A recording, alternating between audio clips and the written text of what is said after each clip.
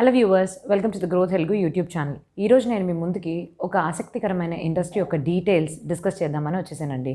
ఈ ఇండస్ట్రీ మరేదో కాదండి, టెక్స్టైల్ ఇండస్ట్రీ. అవును, మనం కట్టుకునే బట్టలు కానివ్వండి, ఫ్యాబ్రిక్స్ కానివ్వండి. సో ఎలాంటి ఈ పర్టికులర్ ఇండస్ట్రీ ఎలాంటి ఒక మార్పుని ఈ పర్టికులర్ ఇండస్ట్రీ యొక్క బ్యాక్గ్రౌండ్ ఏంటి అండ్ ప్రెజెంట్గా మన ఇండియాలో ఈ ఇండస్ట్రీ అసలు ఎలా పర్ఫామ్ చేస్తుంది అండ్ అలానే ఈ పర్టికులర్ ఇండస్ట్రీ యొక్క టాప్ 5 కంపెనీస్ని మనం పిక్ చేసి ఏదైతే ఎక్స్క్లూజివ్గా టెక్స్టైల్ మ్యానుఫ్యాక్చరింగ్లో ఉందో ఆ పర్టికులర్ 5 కంపెనీస్ యొక్క డీటెయిల్స్తో నేను మీ ముందుకు వచ్చేసాను అనమాట. సో ఇంకెందుకు ఆలస్యం, వీడియోలోకి వెళ్ళిపోదామా? అండ్ మీరు కానీ గ్రో తెలుగు యూట్యూబ్ ఛానల్కి ఇంకా సబ్స్క్రైబ్ చేసుకున్నట్టయితే please do subscribe to our channel and bell ఐకాన్ని క్లిక్ చేసినప్పుడు తప్పకుండా మీ నోటిఫికేషన్స్లో ఆల్ని ఎనేబుల్ చేసుకున్నట్టయితే మేము వేసే వీడియోలు మీకు వెంటనే అందుతూ ఉంటాయన్నమాట. సో ఇంకెందుకు ఆలస్యం, వీడియోలోకి వెళ్ళిపోదామా?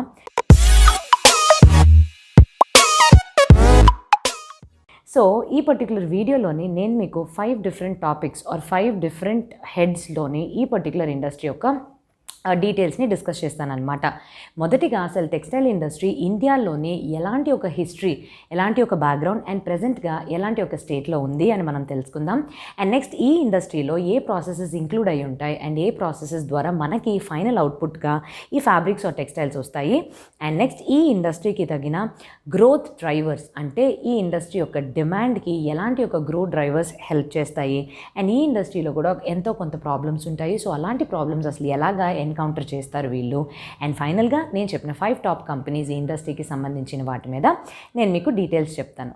సో ఏజ్ ఓల్డ్ సామెతలు మనం తీసుకున్నప్పటికీ మనందరికీ ఒక సగటు మనిషికి ఒక మంచి లైఫ్ ఉండాలంటే డెఫినెట్గా ఫుడ్ ఉండాలి, మంచి ఇల్లు ఉండాలి అండ్ కట్టుకోవడానికి బట్టలు ఉండాలి.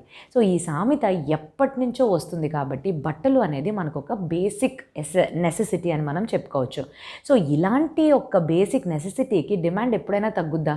డెఫినెట్గా కాదు. ఇండియాలోనే కాదండి, వరల్డ్ వైడ్గా కూడా ఈ పర్టికులర్ టెక్స్టైల్ ఇండస్ట్రీ టెక్స్టైల్ సెక్టార్కి సంబంధించిన గ్రోత్ ఎప్పుడు స్టేబుల్ గానో లేకపోతే హయ్యర్ ఎండ్లోనే ఉండటం అనేది జరుగుతుందన్నమాట.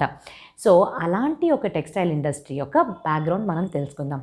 ఇండియాలో చూసినప్పటికీ ఇయర్ 1750లోనే మనము వరల్డ్కి సంబంధించి ఆల్మోస్ట్ 25% ఇండస్ట్రియల్ టెక్స్టైల్ అవుట్పుట్ అంటే ఇప్పుడు ఈ టెక్స్టైల్ ఇండస్ట్రీస్ ఏవైతే ఉంటాయో 2 రకాల అవుట్పుట్ని ప్రొడ్యూస్ చేస్తాయి. ఒకటి ఇండస్ట్రీస్ వాడుకునేలాగా, ఇంకోటి హౌస్ అంటే హోమ్, మనం బట్టలు, మన ప్రజలు, మన సగటు మనిషి ఏదైతే వాడతారో దాన్ని మ్యానుఫ్యాక్చర్ చేస్తూ ఉంటారనమాట.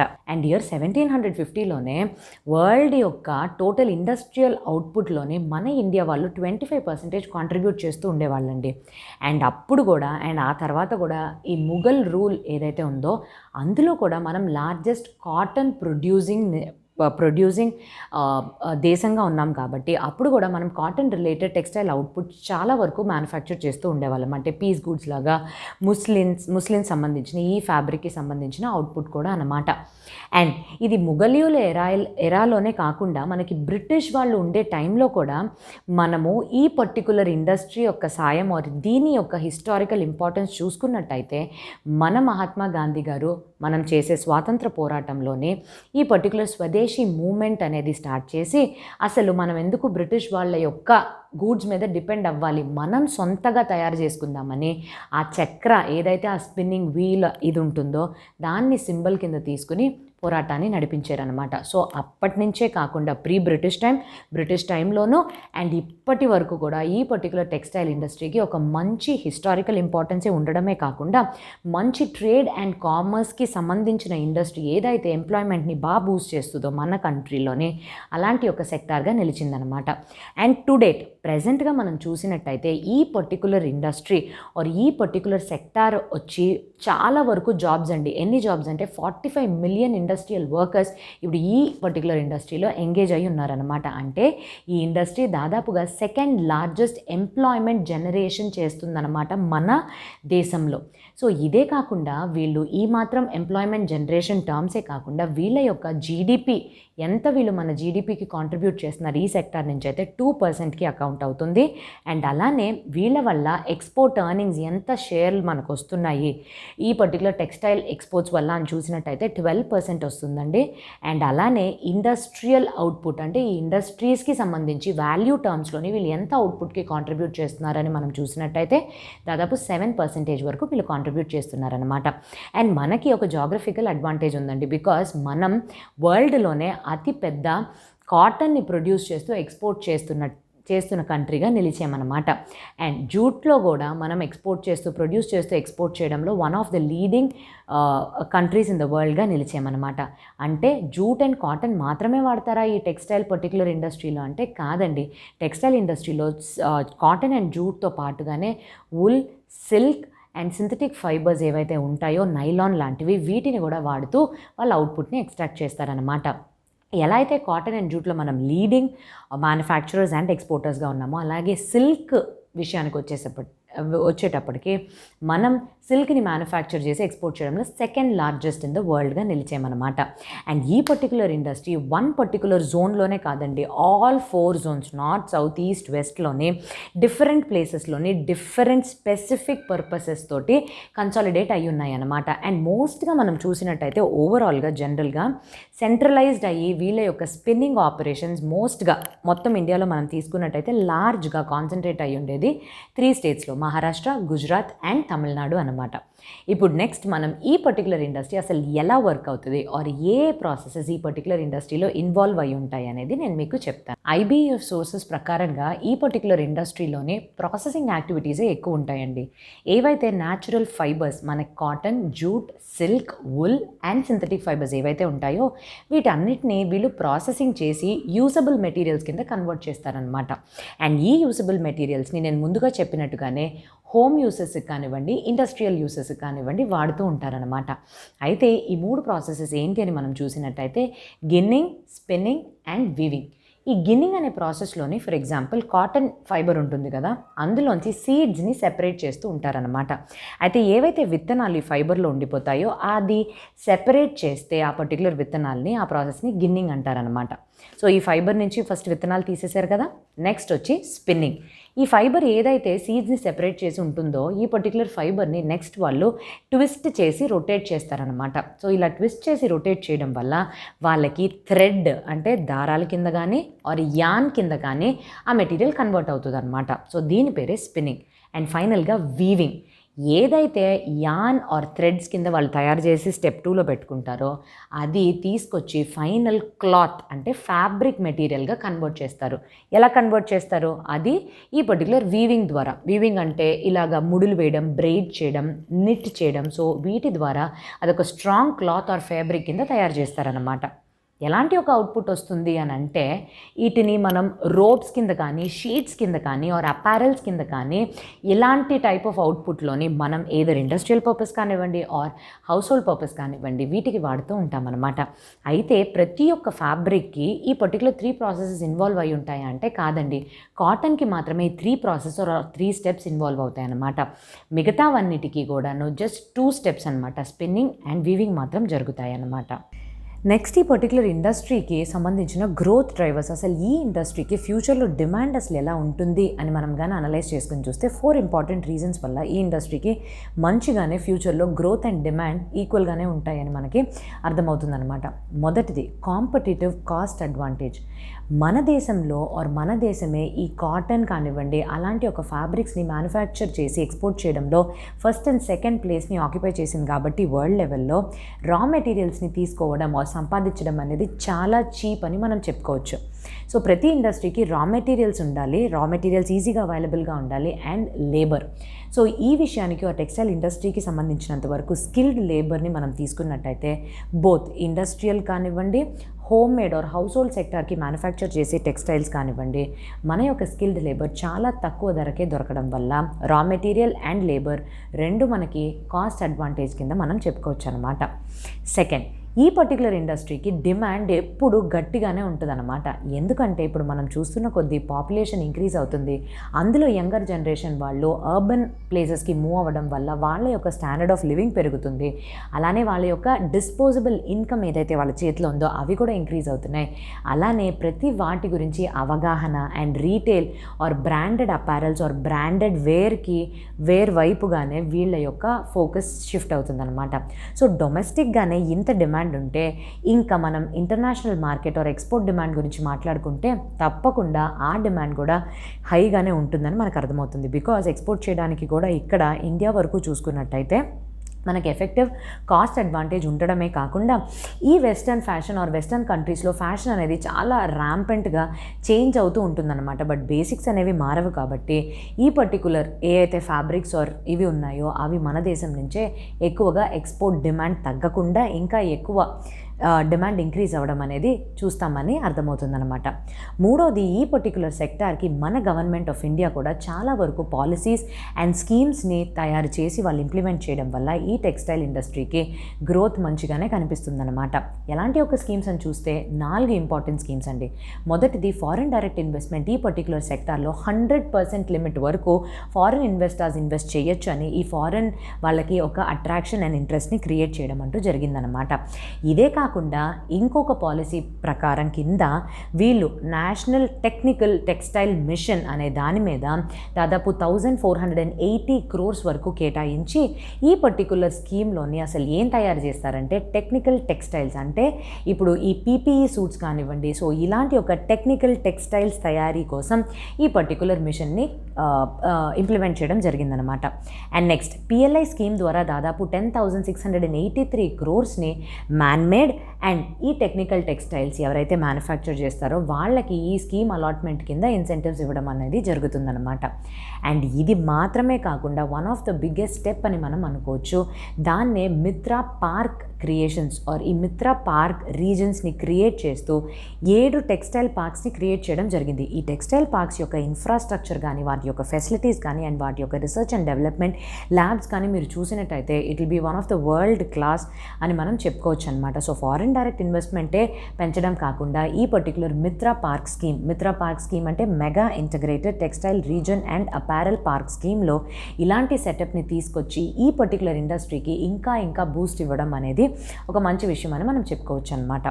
అండ్ నెక్స్ట్ ఈ పర్టికులర్ ఇండస్ట్రీ ఫేస్ చేసే ఛాలెంజెస్ అసలు ఏంటి అనేవి మనం చూసుకున్నట్టయితే మొదటిది లో ప్రైజింగ్ పాలసీ. అంటే ముందుగా నేనేం చెప్పాను, వీళ్ళకి ఈ పర్టికులర్ రా మెటీరియల్స్ అండ్ స్కిల్డ్ లేబర్ కానివ్వండి చాలా చీప్గా దొరుకుతాయని చెప్పాను. సో అది వీళ్ళకి అడ్వాంటేజ్ ప్లస్ డిసడ్వాంటేజ్గా కూడా మారిందనమాట. ఎందుకంటే వీళ్ళు బార్గెనింగ్ పవర్ వాళ్ళ యొక్క ప్రైజింగ్ పాలసీస్లో మచ్ చేంజెస్ చేయలేరనమాట. ఆల్రెడీ ఈ పర్టికులర్ ఏరియాలో హెవీ కాంపిటీషన్ ఆర్ ఈ పర్టికులర్ టెక్స్టైల్ ఇండస్ట్రీలో హెవీగా కాంపిటీషన్ ఉండడం వల్ల మీరు ఏమన్నా చిన్న చేంజెస్ చేసినా కూడా వెంటనే ఇంకా ఆల్టర్నేటివ్స్ మనకు దొరుకుతాయి. కాబట్టి వీళ్ళ యొక్క ప్రైజింగ్ స్ట్రాటజీస్ ఎప్పుడూ వాళ్ళు లోగానే ఉంచుకోవాలన్నమాట. సో అదొక మేజర్ డ్రాబ్యాక్ అని మనం చెప్పుకోవచ్చు. So second reason cyclical nature అనమాట. సో స్టీల్ అండ్ సిమెంట్ ఇండస్ట్రీలో కూడా మనం చూస్తూ ఉంటాము demand and supply sometimes match అవ్వదు. అలానే ఈ ఇండస్ట్రీ కూడా కొన్నిసార్లు ఓవర్ సప్లై ఉండడం వల్ల వాటికి డిమాండ్ పడిపోవడం అండ్ వీళ్ళ యొక్క ప్రైజెస్ని తగ్గించుకోవాలి అన్న సిచ్యువేషన్ కూడా వస్తూ ఉంటుందన్నమాట. నెక్స్ట్ పాయింట్ కానీ చూసినట్టయితే మనం కాటన్ మీద ఎక్కువ డిపెండ్ అవుతూ ఉంటామండి. అంటే మనం కాటన్ని we are the largest producers and ఎక్స్పోర్టర్స్గా నిలిచామన్నమాట. సో ఈ కాటన్కి సంబంధించి ఏమన్నా ప్లాంట్కి డిసీజెస్ వచ్చినట్టయితే ఆర్ ఇర్రెగ్యులర్ వర్షాలు మనకు సరిగ్గా పడకపోయినా or any other because this is a crop అనమాట. సో ఆ పర్టికులర్ క్రాప్కి సంబంధించి ఎటువంటి ప్రాబ్లమ్స్ వచ్చినా కూడా ఈ ఇండస్ట్రీకి అది పెద్ద ఛాలెంజ్గా నిలుస్తుందన్నమాట. అండ్ ఫైనల్గా మనం చూసినట్టయితే ఈ పర్టికులర్ ఇండస్ట్రీ హైలీ ఫ్రాగ్మెంటెడ్, అంటే పీసెస్ కింద చాలామంది ఆపరేట్ చేయడం వల్ల ప్రొడక్టివిటీ చాలా తక్కువ ఉండటం జరుగుతుందన్నమాట. అలానే టెక్నాలజీ కూడా చిన్న ప్లేయర్స్ ఉండడం వల్ల మంచి టెక్నాలజీకి వాళ్ళు అప్డేట్ అవ్వలేకపోవడం వల్ల అవుట్డేటెడ్ టెక్నాలజీ వాడి ఈ పర్టికులర్ ఇండస్ట్రీలోని ఆర్ ఈ అవుట్డేటెడ్ టెక్నాలజీ కూడా ఈ ఇండస్ట్రీకి ఒక మేజర్ డ్రాబ్యాక్ అని మనం చెప్పుకోవచ్చు అనమాట. అండ్ ఫైనల్గా మనం ఈ ఇండస్ట్రీకి సంబంధించి టాప్ 5 కంపెనీస్ ఏవైతే ఉన్నాయో వాటి యొక్క డీటెయిల్స్ చాలా క్విక్గా చూసేద్దాము. సో ఇప్పుడు మనం టాప్ కంపెనీస్ గురించి మాట్లాడుకున్నప్పుడు నేను చెప్పిన ఈ టెక్స్టైల్ ఇండస్ట్రీకి చాలా ప్రాచీనమైన హిస్టరీ ఉందని చెప్పాను. సో ప్రతి ఒక్క ఇండస్ట్రీ ఈరోజు ఎవరైతే జెయింట్ కాంగ్లోమరేట్స్ కింద పేరు పొందారో, లైక్ రిలయన్స్ ఇండస్ట్రీ వాళ్ళు, గ్రేసిమ్ ఇండస్ట్రీస్, వీళ్ళందరూ ఒకప్పుడు టెక్స్టైల్ కంపెనీగా మ్యానుఫ్యాక్చర్ చేయడం స్టార్ట్ చేసి అక్కడి నుంచి ఇప్పుడు వివిధ రంగాల్లోనే చాలా పెద్ద జెయింట్స్గా వాళ్ళు ఎస్టాబ్లిష్ అయ్యారనమాట. అండ్ మనం మాట్లాడుకోబోయే 5 టాప్ కంపెనీస్ కేవలం టెక్స్టైల్ వైపుగానే కాన్సన్ట్రేట్ చేస్తూ ఉన్న వాళ్ళ గురించే మనం మాట్లాడుకుంటాం, అది కూడా మార్కెట్ క్యాపిటలైజేషన్ ఆధారంగా. మొదటి company Welspun India limited. So ఈ కంపెనీని మనం తీసుకున్నట్టయితే వీళ్ళు కంప్లీట్గా ఒక ఇంటగ్రేటెడ్ వర్టికల్ మోడల్ అంటే ఏంటంటే ఈ ఫార్మ్ టు ఫినిష్ మోడల్లో వీళ్ళు ఆపరేట్ చేస్తారు. అంటే ఫ్యాబ్రిక్స్ ఏవైతే కావాలో అక్కడి నుంచి రా మెటీరియల్స్ నుంచి వీళ్ళే మ్యానుఫ్యాక్చర్ చేసుకుని దాన్ని నెక్స్ట్ ప్రాసెస్ చేసుకుని దాన్ని ఒక అవుట్పుట్ కింద కన్వర్ట్ చేసుకుని అండ్ దాన్ని కస్టమర్స్కి రీచ్ అయ్యేదాకా వీళ్ళే కంప్లీట్గా చూసుకుంటూ ఉంటారనమాట. అండ్ ఈ వెల్స్పన్ ఇండియా లిమిటెడ్ వాళ్ళు 5 కేటగిరీస్లో ఆపరేట్ చేస్తారనమాట. మొదటిది retailer solutions, hospitality solutions, retail trade, flooring solutions and advanced textiles అనమాట. అండ్ వీళ్ళ యొక్క ఎక్స్పోర్ట్ సేల్స్ చూసినట్టయితే దాదాపుగా 94% ఆఫ్ టోటల్ సేల్స్ వీళ్ళకి ఎక్స్పోర్ట్స్ నుంచి మాత్రమే కాంట్రిబ్యూషన్ వస్తుందన్నమాట. అండ్ వీళ్ళు చాలా పేరు ప్రఖ్యాతులు పొందిన brands like Martha Stewart, Wimbledon, Disney, Minions, Royal Ascots, Manchester City and ఇలాగా చాలా టాప్ బ్రాండ్స్కి వీళ్ళు సేల్ చేయడం జరుగుతుంది. అండ్ ఫినాన్షియల్ ఇయర్ 2021లో వీళ్ళ యొక్క సేల్స్ డీటెయిల్స్ మనం చూసినట్టయితే 96% ఆఫ్ ద సేల్స్ వీళ్ళకి హోమ్ ప్రోడక్ట్స్ నుంచే వచ్చినట్టు మనకి తెలుస్తున్నాయి అన్నమాట. ఈ కంపెనీ యొక్క మార్కెట్ క్యాపిటలైజేషన్ చూస్తే 13,408 crores and PE ratio 18.9 times, return on equity చూసినప్పుడైతే 16.3%, నెట్ ప్రాఫిట్ మార్జిన్ 7.5%, అలాగే operating profit margin 18.6%, debt by equity ratio 0.77 times and ఫైనల్గా లాస్ట్ 1 year రిటర్న్ 240% ఉంది అని మనకు అర్థమవుతుంది. అండ్ ఈ కంపెనీ యొక్క స్ట్రెంగ్స్ మనం చూసినట్టయితే వీళ్ళకి ఎక్స్పోర్ట్ మార్కెట్ చాలా హ్యూజ్గా ఉందండి. అండ్ అలానే డొమెస్టిక్ లెవెల్లో కూడా వీళ్ళ యొక్క బ్రాండ్ చాలా మంచి బ్రాండ్ కింద రికగ్నైజ్ అయ్యింది. అండ్ వీళ్ళు ఆపరేషనల్ ఎఫిషియన్సీతో ఆపరేట్ చేస్తున్నారనమాట. అలానే ఈ కంపెనీ యొక్క వీక్నెస్ చూసుకున్నట్టయితే వీళ్ళ యొక్క ఎబిడ్డా మార్జిన్ ఇంకా నెగిటివ్గా ఉందని చెప్పుకోవచ్చు. దీనికి రీజన్ చూసినట్టయితే వీళ్ళకి 5 కేటగిరీస్లో ఆపరేట్ చేస్తున్నారు కదా, అందులో ఒక కేటగిరీ ఫ్లోరింగ్ సొల్యూషన్స్ అనే కేటగిరీ యొక్క సేల్స్ మోడల్ మిగతా కేటగిరీస్ కన్నా కొంచెం విభిన్నంగా ఆర్ డిఫరెంట్గా ఉండడం వల్ల ఈ పర్టికులర్ నెగటివ్ మార్జిన్స్ ఉన్నాయన్నమాట. సో వీళ్ళు ఫర్దర్గా డెవలప్మెంట్ చేసుకుని దాన్ని ఇంప్రూవ్ చేసుకోవాల్సిన కండిషన్ మనకు కనిపిస్తుంది. సో ఇప్పుడు ఈ కంపెనీ యొక్క డీటెయిల్స్ ఆర్ స్టాటిస్టిక్స్ చూసేద్దాము. సో కేపీఆర్ మిల్స్ అనేది second top or second leading company ఈ పర్టికులర్ టెక్స్టైల్ ఇండస్ట్రీలో. ఈ పర్టికులర్ టెక్స్టైల్ ఇండస్ట్రీలో మనం చూసినట్టయితే ఆర్ ఈ కంపెనీ స్పెసిఫికల్గా మనం చూసినట్టయితే ఇది కూడా కంప్లీట్లీ వర్టికలీ ఇంటగ్రేటెడ్ మోడల్. అంటే ఫార్మ్ టు ఫ్యాషన్ మోడల్లో వీళ్ళు ఆపరేట్ చేస్తూ వాళ్ళ యొక్క రా మెటీరియల్స్ నుంచి ఫైనల్ ప్రోడక్ట్ రీచ్ అయ్యే వరకు అన్నీ వాళ్ళే సొంతగా తయారు చేస్తూ ఉంటారనమాట. అండ్ వీళ్ళ యొక్క సేల్స్ రెవెన్యూ ఆర్ కాంట్రిబ్యూషన్ మనం చూసినట్టయితే 3 మెయిన్ కేటగిరీస్ నుంచి వస్తుందండి. అవే yarn 41%, fabric 2% and knitted garments 41%. So ఇవన్నీ కలిపిన తర్వాత మిగిలిన 16% ఎక్కడి నుంచి వస్తుంది అని మనం చూసినట్టయితే అది నాన్ టెక్స్టైల్ బిజినెస్ అండ్ మేజర్గా షుగర్ ప్రొడక్షన్ నుంచి రావడం జరుగుతుంది. అండ్ వీళ్ళ యొక్క టోటల్ సేల్స్లోనే ఎక్స్పోర్ట్స్ మాత్రం 58% ఉందండి. అంటే వీళ్ళు దాదాపు 1200 కస్టమర్స్ ఆల్ ఓవర్ 60 కంట్రీస్లోనే స్ప్రెడ్ అయి ఉన్న వాళ్ళకి వీళ్ళు క్యాటర్ చేస్తూ ఉంటారనమాట. అండ్ వీళ్ళకి ఈ particular Indian brand or domestic మార్కెట్లోనే వీళ్ళకి ఉన్న బ్రాండ్ సొంత బ్రాండ్తో ఆపరేట్ చేస్తున్నారు. అండ్ దాని పేరే ఫాసో అన్నమాట. అండ్ ఈ కంపెనీ యొక్క స్ట్రెంగ్త్ మనం చూసినట్టయితే దీనికి మంచి ఇంటర్నేషనల్ అపారల్ మార్కెట్లో మంచి డిమాండ్ ఉందని చెప్పుకోవచ్చు. అండ్ వీళ్ళ యొక్క కస్టమర్ బేస్ చాలా వైడ్గా ఉంది అండ్ రీచ్ కూడా బాగుందని మనకు అనిపిస్తుంది అనమాట. కానీ వీక్నెసెస్ పరంగా చూసినట్టయితే ఈ బ్రాండెడ్ అపారల్ అనే పర్టికులర్ కేటగిరీలో వీళ్ళ యొక్క ప్రెజెన్స్ చాలా తక్కువ ఉందండి. ఈ బ్రాండెడ్ అపారల్లోనే మోస్ట్గా చాలా కాంపిటీషన్ ఉండడం జరుగుతుంది. అండ్ అక్కడే వీళ్ళకి మంచి మార్కెట్ లేకపోవడం అనేది మనకు కనిపిస్తుంది అనమాట due to heavy competition. So వాటిలో వీళ్ళు కాన్సన్ట్రేట్ చేయాల్సి ఉంటుంది. అండ్ ఈ కంపెనీ యొక్క స్టాటిస్టిక్స్ చూసినట్టయితే మొదటిది మార్కెట్ క్యాపిటలైజేషన్ చూసినట్టయితే 12,957 crores ఉన్నాయి. అండ్ వీళ్ళ యొక్క PE ratio 20.8 times, return on equity 24.4%, net profit margin 14.6%, operating profit margin 24%, debt equity ratio 0.26 times and వీళ్ళ 1 ఇయర్ రిటర్న్ చూసినట్టయితే 349% ఉందన్నమాట. థర్డ్ కంపెనీ చూసుకున్నట్టయితే వర్ధమాన్ టెక్స్టైల్స్ అనమాట. వీళ్ళు సూయింగ్ థ్రెడ్ స్పేస్లోని one of the oldest company కింద నిలిచారనమాట. అండ్ వీళ్ళు ఆపరేట్ చేస్తున్న 4 మెయిన్ కేటగిరీస్ కానీ మనం చూసినట్టయితే yawns, fabrics, acrylic fibres, garments, sewing thread and steel అనమాట. అండ్ వీళ్ళ యొక్క ఎక్స్పోర్ట్ సేల్స్ మనం చూసినట్టయితే దాదాపుగా 40% వీళ్ళు ఎక్స్పోర్ట్ సేల్స్ ద్వారా వాళ్ళు ఇన్కమ్ని జనరేట్ చేసుకుంటున్నారు. అలానే 50% ఆఫ్ ద సేల్స్ యాన్స్ని అమ్మడం వల్ల వచ్చే ఇన్కమ్ అవుతుందన్నమాట. అండ్ ఫైనల్గా చూసినట్టయితే 40% ఆఫ్ ద సేల్స్ వీళ్ళకి మామూలు టెక్స్టైల్స్ అంటే లోకల్ బ్రాండ్స్ లైక్ ఈ particular Raymond, Arrow, Peter England and కొన్ని ఇంటర్నేషనల్ బ్రాండ్స్కి కూడా వీళ్ళు సప్లై చేయడం జరుగుతుందండి. వాళ్ళే Uniqlo, CK, Gap, H&M and many others. So దీని నుంచి వీళ్ళకి దాదాపుగా 40% ఆఫ్ ద సేల్స్ డిరైవ్ అవుతుందన్నమాట. వీళ్ళ యొక్క స్ట్రెంగ్స్ చూసినట్టయితే వీళ్ళ యొక్క brand name one of the longest standing and వీళ్ళకున్న కస్టమర్ బేస్ కూడా కొంచెం ఎక్కువ మందే ఉన్నారనమాట. అలానే ఈ కంపెనీకి వీక్నెస్ చూసినట్టయితే వీళ్ళ యొక్క సేల్స్ పాస్ట్ ఫ్యూ ఇయర్స్లోని కాంపౌండెడ్ గ్రోత్ రేట్ ఏదైతే ఉందో అది చాలా తక్కువ, అంటే 1% మాత్రమే ఉందన్నమాట. అండ్ ఈ కంపెనీ యొక్క స్టాటిస్టిక్స్ డీటెయిల్స్ తీసుకున్నట్టయితే వీళ్ళ యొక్క market capitalisation 11,011 crores in rupees అనమాట.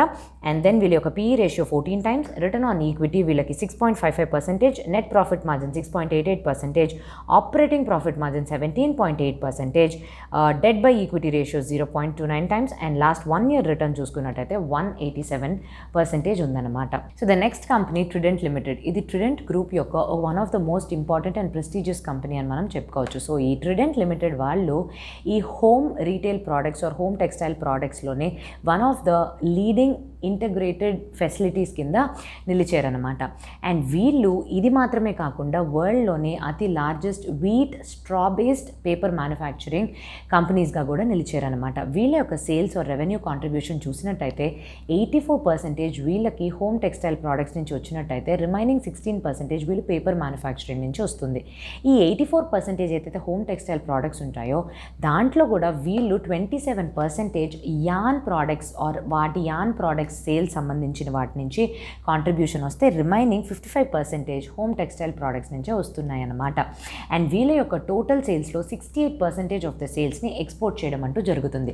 వీళ్ళకి హోమ్ టెక్స్టైల్ సెక్టార్లోని సొంత brands like nectar, soft and Organica ద్వారా వీళ్ళు ఆపరేట్ చేస్తున్నారు. అండ్ ఇంటర్నేషనల్ లెవెల్లోని వీళ్ళు ఐకియాకి, శామ్స్ క్లబ్కి, మేసీస్కి కూడా ఎక్స్పోర్ట్ చేయడం జరుగుతుందన్నమాట.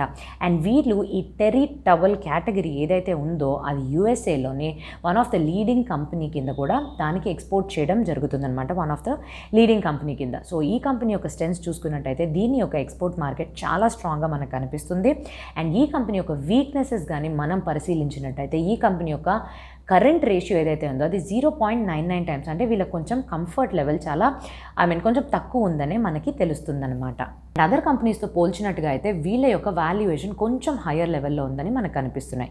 అండ్ ఈ కంపెనీ యొక్క స్టాటిస్టిక్స్ మనం చూసినట్టయితే ఈ కంపెనీ యొక్క మార్కెట్ క్యాపిటలైజేషన్ 10,523 crores, ఈ కంపెనీ యొక్క PE రేషియో 32 times, ఈ కంపెనీ యొక్క return on equity 10.3%, net profit margin 7.25%, operating profit margin 18.2% and debt equity ratio 0.46 times. 1 year return కానీ మనం చూసినట్టయితే 208% లాస్ట్ ఇయర్కి రిపోర్ట్ చేశారనమాట. So fifth and final top company Indo Count Industries. ఈ ఇండోకౌంట్ ఇండస్ట్రీస్ వాళ్ళు బెడ్ లినెన్ కేటగిరీలో one of the largest producer and one of the leading exporters అని మనం చెప్పుకోవచ్చు అనమాట. వీళ్ళకి 14 ఇన్-హౌస్ బ్రాండ్స్ ఉన్నాయి. అండ్ వీళ్ళ యొక్క టోటల్ సేల్స్లో 94% ఆఫ్ ద సేల్స్ని వీళ్ళు ఎక్స్పోర్ట్ చేయడం జరుగుతుందన్నమాట. అండ్ వీళ్ళ యొక్క స్ట్రెంగ్స్ మనం చూసినట్టయితే వీళ్ళు ఈ బెడ్ లినెన్స్ మాత్రంలో చాలా స్పెషలైజేషన్ చేయడం వల్ల వీళ్ళకి యూఎస్ఏలోని డిమాండ్ కొంచెం ఎక్కువ ఉండడం మనకి తెలుస్తుంది. అండ్ వీళ్ళ యొక్క వీక్నెసెస్ కూడా అదే పాయింట్ అండి. వీళ్ళకి లిమిటెడ్ కేటగిరీలోనే ఆపరేట్ చేస్తారు, అంటే బెడ్ లినెన్ కేటగిరీలో మాత్రమే ఆపరేట్ చేస్తున్నారు కాబట్టి వీళ్ళ యొక్క స్కోప్ చాలా రెస్ట్రిక్టెడ్ అండ్ లిమిటెడ్గా ఉందన్నమాట. అండ్ ఈ కంపెనీ యొక్క స్టాటిస్టిక్స్ గురించి మనం చూసినట్టయితే ఈ కంపెనీ యొక్క market capitalisation 5,199 crores, PE ratio 20.7 times, return on equity 22.1%, net profit margin 9.85%, operating profit margin 16.2%, the debt equity ratio 0.43 times, and finally 1 year return 305% అనమాట. సో అదండి ఈ పర్టికులర్ టెక్స్టైల్ ఇండస్ట్రీస్ అండ్ దాని యొక్క బ్రీఫ్ హిస్టరీ గురించి చూసాము, ఎలా work అవుతుందో, ఎన్ని ప్రాసెసెస్ ఇన్వాల్వ్ అయిందో తెలుసుకున్నాము, అండ్ ఈ కంపెనీ యొక్క గ్రోత్ డ్రైవర్స్ ఎలాగుంటాయి, అండ్ ఈ కంపెనీ ఫేస్ చేసే ఛాలెంజెస్ కానివ్వండి, and top 5 companies by the order of market capitalisation details గురించి నేను మీకు డిస్కస్ చేశాను. ఐ హోప్ మీకు ఈ వీడియో బాగా ఇన్ఫర్మేటివ్గా అనిపించుంటుందని. డెఫినెట్గా మీకు దాన్ని నచ్చితే ప్లీజ్ డూ లైక్ అండ్ మీ ఫీడ్బ్యాక్ని కమెంట్స్లో షేర్ చేయండి. అండ్ ఇది ఫైనల్గా ఇచ్చే డిస్క్లైమర్, ఇది డెఫినెట్గా ఒక ఎడ్యుకేషనల్ కంటెంట్ కోసం ఇచ్చిన ఆర్ ప్రజెంట్ చేసిన వీడియో మాత్రమే, అండ్ ఎటువంటి రికమెండేషన్స్ ఇవ్వడం జరగట్లేదండి. సో ఇంకో మంచి టాపిక్తో మీ ముందుకి రావడానికన్నా ముందు please have a happy investing and stay safe. Thank you.